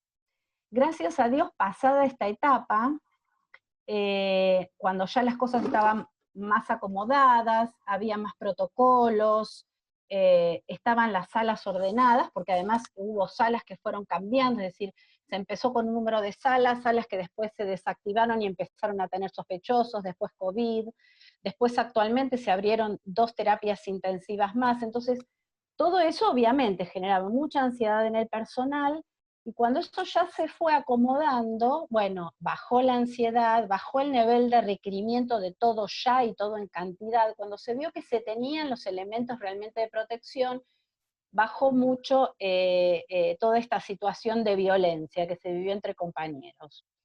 En mi experiencia personal puedo decir que en la guardia, que nosotros contamos ya desde hace unos años con psicólogo, siempre tuvimos psiquiatra, pero además tenemos un psicólogo, en particular en mi servicio de guardia, en mi día de guardia, la psicóloga muy gentilmente se acercó para ofrecernos, chicos, cuando quieran, estoy dispuesta para hablar, pero como algo muy personal, ¿no? El nivel que se vive actualmente, puedo hablar de mi guardia, es un nivel de trabajo, pero también de tranquilidad, ¿sí? O sea, no noto, por lo menos a vista de todos, situaciones donde por lo menos se vea desbordada la gente. Creo que hay muchas de esas cosas que van por dentro seguramente y las tendrán que hablar, ¿no? Pero por lo menos tenemos este apoyo de nuestra psicóloga de guardia que se abrió. Y después, cuestiones personales, por ejemplo, han venido médicos terapistas que yo conozco de hace años a pedirme algún insumo a la farmacia, un poco tal vez para desoxigenarse, o para oxigenarse un poco, ¿no? Y uno desde el punto de vista de compañero, bueno, lo que puede hacer, mira, Pablo, ¿por qué no venís y tomamos un café? estás muy cansado, te veo cara de cansado. Eso es red, sí, ¿no? la verdad. ¿Eh? Eso es red. No, como red. No, Sí, esto... cuando uno empieza a decirle, vení, tomemos un café, eso empezaba más red. Es armar bueno, red. sí, no. Cuando yo hablo con uno, hablo con otro, hablo con Begoña, y hablo con Belén hoy a la mañana, eso es red, y a mí me hace sentir Sí. No institucionalizada, digamos. totalmente no formal. propia, sí. Sí, no Es formal. la más rica, ¿eh? Mira, no sé, pero es lo que uno creo que puede hacer como ser humano cuando ve a un compañero que está cansado, que sabe que está cansado, y además son, viste, de esas personas que, por eso te digo, todo va por dentro, me parece que no se queja. Le digo, Pablo, ¿querés? Cuando quieras estoy acá, tomamos un café, charlamos, gracias, Vivi, bueno, entonces eso también me parece que como compañeros, aunque no tengamos las herramientas psicológicas como para poder hacerlo, porque no es mi expertise, pero bueno, creo que también eso de alguna manera tiene llegada al compañero y es como un mimo que también ayuda a desestresar algunas situaciones, ¿no? No hace falta hacer nada muy sofisticado, menos en prevención primaria, pero invitar a alguien a tomar un café es llevarlo. De hecho, hoy, todos nosotros preocupados por esto, también hay algo que llega. También estamos haciendo algo, también estamos tejiendo una red. Sí, seguro. Así que bueno, esta es la experiencia que yo te puedo comentar desde mi guardia y desde el servicio de farmacia. Obviamente nosotros no estamos en la primera línea, pero estamos en contactos con los que están en la primera línea. Y la percepción general desde nuestro servicio es que ha bajado, ya te digo, la ansiedad, la irritabilidad que se vivió en los primeros tiempos, sobre todo por este no saber, ¿no? Ni saber cómo manejarse, ni hasta que teníamos formación adecuada en lo que era el uso de equipos de protección personal y eso. Dio tiempo, acá también hubo fue muy prolongado el confinamiento y fue dando tiempo también a que la gente se fuera preparando. Tal cual. Porque hoy, con la cantidad de casos que hay, la verdad es que digamos, pasamos de 800, 900 a casi 4.000, 3.600 ayer, y fue dando tiempo a que todos se preparen y fueran aprendiendo, nos dio el margen. Sí. Y hemos aprendido también de las lecciones de lo que ha pasado en otros países, en donde el nivel de desborde, y esperemos no llegar a eso, fue mucho mayor. Y cuanto mayor el desborde, mayor el estrés. Bueno, seguramente. Muchas gracias. Vivi, ¿quieren que cerremos? ¿Alguien quiere decir algo más? Solamente te agrego algo. Te paso un mensaje. Yo llegué por Grisel Garro y me dice que te avise que, bueno, soy Claudia, la que estuvimos hablando de salud mental. Mira vos. Bueno, yo llegué por Grisel y me dice que te avise, que se desconectó porque tiene guardia toda la noche y se fue a descansar. Bueno, decirle que yo manda un beso enorme. Decirle que se desconecte porque yo la amo igual. Bueno, ¿Puedo hacer un comentario? ¿En serio? Sí, por supuesto. Bueno, buenas tardes. Yo no te conozco, es la primera vez que me conecto. Quería comentar mi experiencia. Yo trabajo en un geriátrico hace 20 años y no hemos tenido casos positivos en los residentes. Es un geriátrico de 250 residentes, abuelos, y personal 250 personas. Tenemos 8 casos de COVID positivo en personal, cuidadores y enfermeros. Pero en residentes, abuelos, ninguno todavía. Estamos en un permanente estrés, digo, en los geriátricos se vive como un estrés distinto a los hospitales porque nosotros estamos a la espera de que alguno de los empleados, yo soy psicóloga, podamos llevar el virus y contagiar. Y donde se contagie un abuelo, las salas son de 40, 50 personas, es como decir, se contagia uno y ya. Y prendemos fuego. Entonces estamos como yendo a trabajar en un constante estrés. Es un problemón. Es un problemón. Porque están peor que los hospitales y las clínicas. Sí. Y sí, en porque muchos casos muchos menos medios de protección por cuestiones obvias, hasta de costos, tienen muchos menos de protección, y además el personal, viste que rota mucho. Sí. Entonces, como trabajan en un hospital, en una clínica, no sé qué, y además en el geriátrico, se lo van llevando. Exacto. Lo van De hecho, transportando. uno de los enfermeros que se contagió trabajaba en el Finoquieto. Claro. Entonces, bueno, no sabemos dónde se lo agarró, pero bueno, se contagió. El tema es que, bueno, igual se implementa desde la salud mental, bueno, todo tipo de actividades recreativas con los abuelos, como una manera de también transitar este confinamiento, porque ellos no pueden salir. No pueden salir, están totalmente adentro, les hacemos las compras y demás, entonces como una manera de compensar todo eso, también, bueno, se trabaja desde la creatividad, con talleres reflexivos, escritura, lectura, como un espacio de, bueno, sacar afuera algo del malestar de estar encerrados, y también con el personal, ¿no? Con cuidadores y con enfermeros, que son los que están todo el día con ellos, digamos, en los turnos, ¿no? Rotativos, pero están más en directo con ellos. Pero yo quiero agregar que yo que hago intervenciones en la sala, los abuelos, ¿qué es lo que dicen? El miedo que transmiten ellos es, tenemos miedo a que decidan por nosotros cómo tenemos que morir. Y la preocupación de que las patologías que realmente tienen en muchos casos graves, físicas y psíquicas, no son atendidas, como que todo el foco está puesto en el COVID, entonces si un tipo está con un problema cardíaco, un problema pulmonar, digamos, no tiene los controles habituales que debiera tener porque todos los hospitales están subsumidos al tema del COVID. No los tienen ni los quieren. Además, Porque bueno, ponerle en vez que de él se hacer quiera unos estudios atender. ahora, yo aproveché Sí. hacer estudios ahora porque no hay nadie. Ah, mira. No hay nadie. Vos Claro. sacás turno enseguida. El tema es que desde la institución no se los permite salir porque de volver a ingresar pueden ser un factor de riesgo para el que viene, para los que están adentro, ¿se entiende?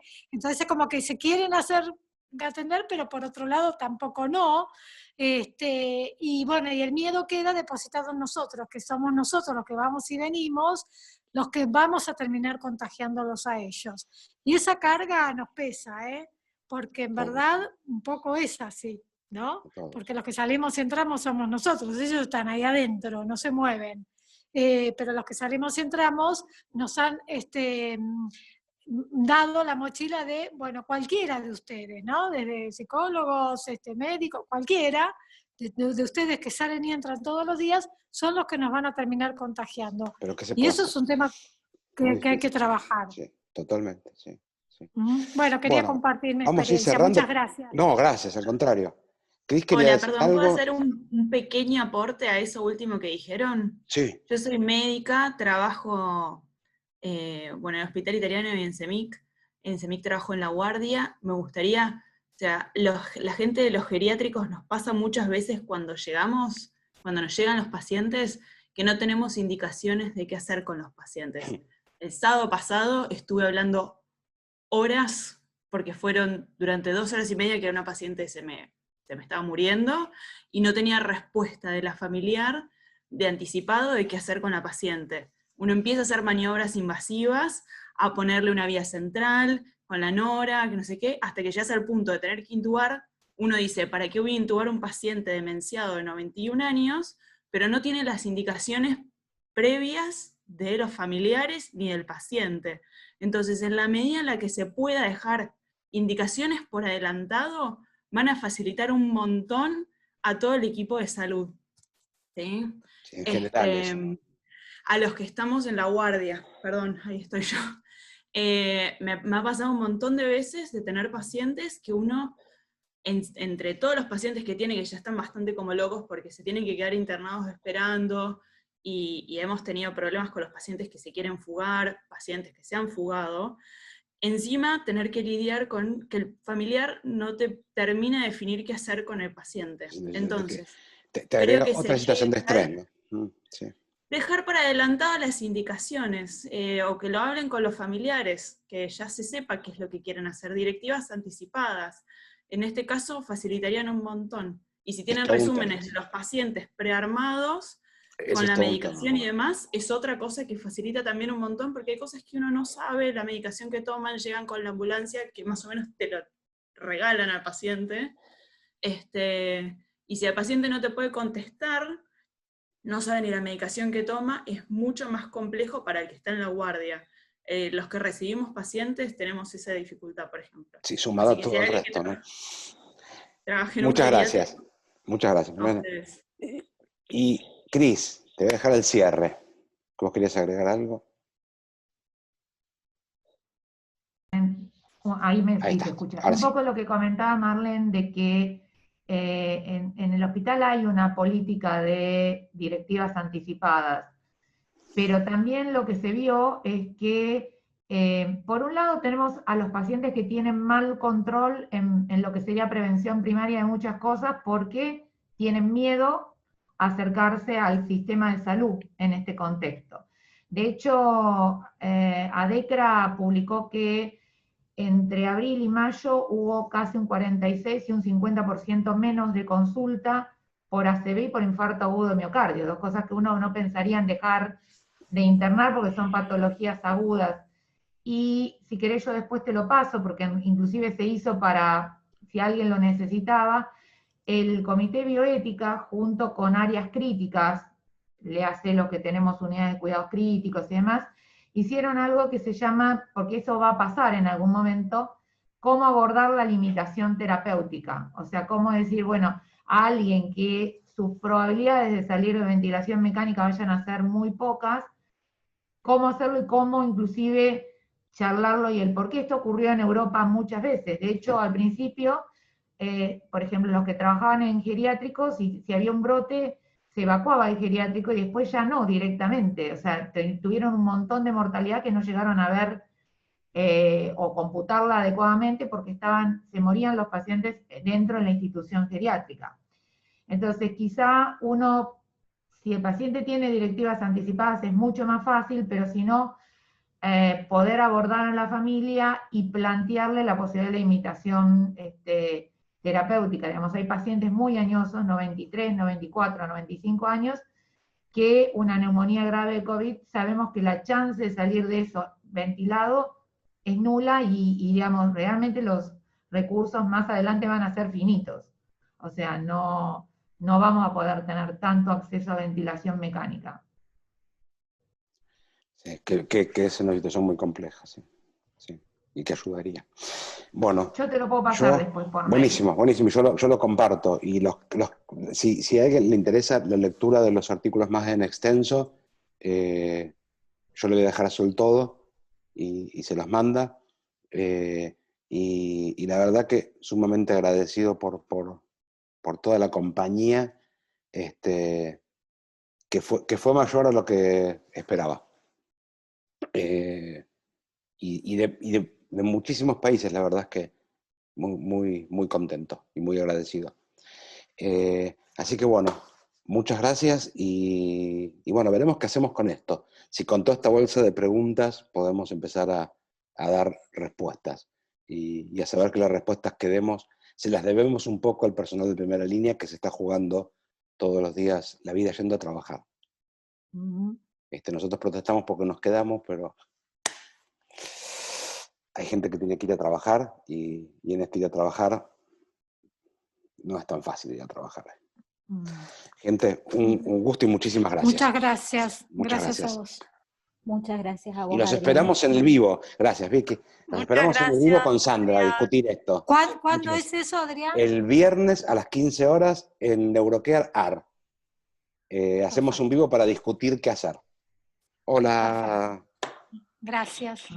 Gracias, doctor. Gracias. No, gracias, al contrario. Gracias. Muchas gracias, Adrián. Por internet. Gracias. Muchas gracias. Gracias, Begoña, nos vemos mañana por vivo. Ya sos parte del equipo de Argentina, Begoña. Gracias. Chao, gracias.